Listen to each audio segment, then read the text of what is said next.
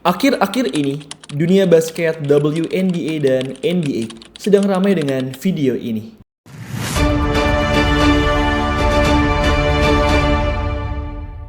After careful consideration and reviewing the current eligibility guidelines, I am officially declaring myself a WNBA prospect. If simply declaring who you are is all that's required, then I meet every single requirement necessary to compete in the WNBA.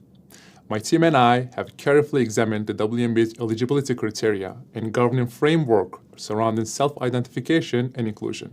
Based on the current guidelines, I can and am officially declaring my eligibility for the upcoming WNBA draft in May 2027. I am definitely not here to mock, make fun of, or disrespect any community or personal choices. I am simply asking that the current rules be applied equally to everyone. The rules that represent the very values many WNBA players and coaches have publicly advocated for. My team and I are prepared to ensure these guidelines are applied equally, consistently, and without exception. And I look forward to the WNBA honoring its stated principles.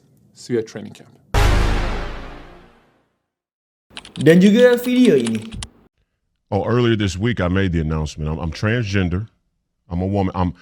I identify as sometimes identifying as a woman for purposes of basketball, professional basketball. So I'll be declaring for the WNBA draft in 2027 as well.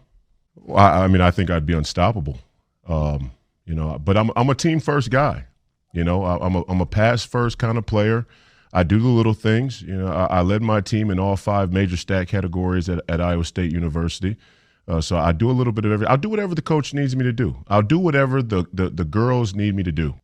I think the WNBA could come out and make a definitive statement about guys with a pair of balls playing in the women's association. But hey, that'd be probably too much like right. So, and I don't want to be discriminated against. No, I want fair treatment. I'm a black, I'm a young black, hopefully United States senator. That would like a fair chance to participate as a sometimes identifying as a transgender woman athlete. Apa yang melatar belakangi mereka berdua datang ke WNBA?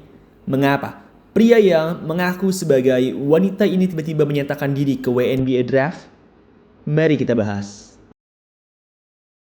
Sebelum kita merapat ke videonya, buat teman-teman yang lagi nyari tempat bikin jersey basket custom, maka EZ Sportwear jawabannya.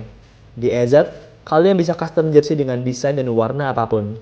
Kalian juga bisa loh bikin custom jersey satuan ataupun dalam jumlah banyak sekaligus. Selain custom jersey, teman-teman juga bisa nih beli jersey siap pakai, kayak misalnya jersey LeBron James, Steph Curry, Michael Jordan, dan lain sebagainya. Oh ya, buat kalian yang hobi basket, kalian juga wajib banget nih cobain sepatunya EZ, yaitu sepatu basket EZ Fast. Tunggu apa lagi? Segera custom jerseymu dan beli sepatumu di EZ Sportwear. Klik keranjang yang ada di bawah atau di kolom deskripsi. Bikin jersey, EZ Sportwear jawabannya. Awal mula peristiwa ini terjadi di bulan Juli 2026 yang lalu. Saat itu, salah satu pemain WNBA, Sophie Cunningham, diwawancarai oleh jurnalis ESPN, Hallie Grossman. Dalam wawancara tersebut, sang wartawan menanyakan beberapa hal kepada Sophie, termasuk isu terkait partisipasi transgender ke WNBA. Dalam wawancara tersebut, Sophie menyatakan bahwa ia merasa transgender, khususnya yang masih memiliki fisik layaknya laki-laki, dilarang keras untuk mengikuti WNBA. Sophie beranggapan transgender tersebut tidak hanya tidak adil untuk para wanita tulen, tapi juga berbahaya bagi perempuan-perempuan muda di locker room. Sebenarnya pernyataan Sophie ini amatlah benar. Pria dan wanita memiliki fisik yang jauh berbeda. Pria secara umum lebih tinggi, kuat, dan kekar. Di sisi lain, pernyataan Sophie mengenai transgender yang dikhawatirkan bisa membuat tidak nyaman perempuan-perempuan muda juga ada benarnya. Memang tidak semua transgender jahat, tapi ada juga beberapa transgender yang ternyata masih menyukai perempuan dan malah menjadikan kesempatan ini sebagai ajang untuk melampiaskannya. Rupanya, pernyataan dari Sophie Cunningham ini menuai banyak pro dan kontra. Ada yang mendukung pernyataan Sophie, tapi banyak juga yang kontra dengannya. Kepala pelatih tim Minnesota Lynx, Cheryl Reeve, menyatakan dengan tegas bahwa ia tidak setuju dengan Sophie. Reeve berkata bahwa transgender perempuan juga berhak mendapatkan hak dan perlakuan yang sama dengan perempuan biasa. Ia mengatakan bahwa Sophie dan golongannya hanya membesar-besarkan isu ini saja. Pemain Seattle Storm, Stephanie Dawson, juga menyatakan pernyataan serupa.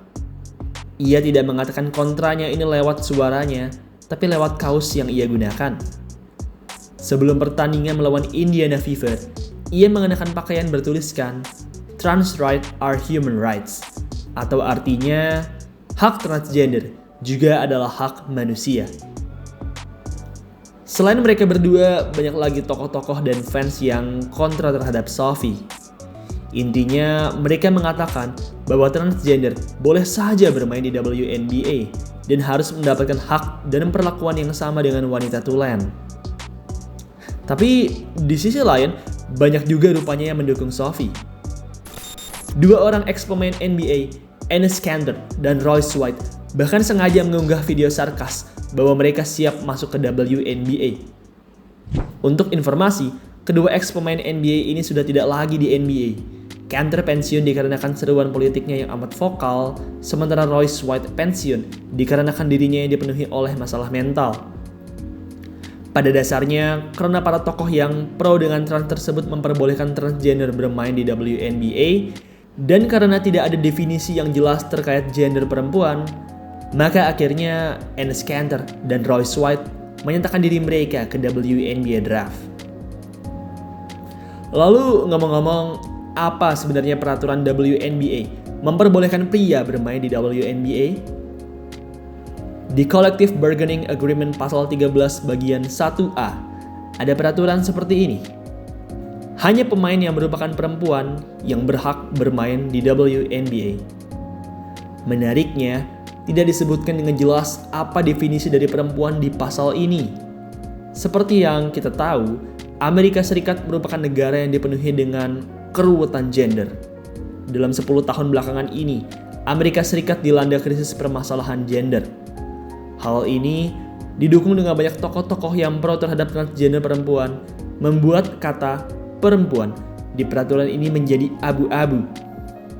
Jika definisi perempuan di WNBA artinya adalah siapa saja yang menyatakan diri mereka perempuan, maka itu artinya Enes Kanter dan Royce White berhak dan boleh main di WNBA karena mereka menyatakan diri mereka sebagai perempuan. Di WNBA sendiri, belum pernah ada pemain trans perempuan yang bermain di liga. Meski begitu, pernah ada pemain non-binary yang bermain. Laisha Clarendon merupakan pemain non-binary tersebut. Ia menyatakan dirinya sebagai non-binary di 2020 yang lalu. Ia menggunakan pronouns they, them, he, him, dan she, her kepada dirinya.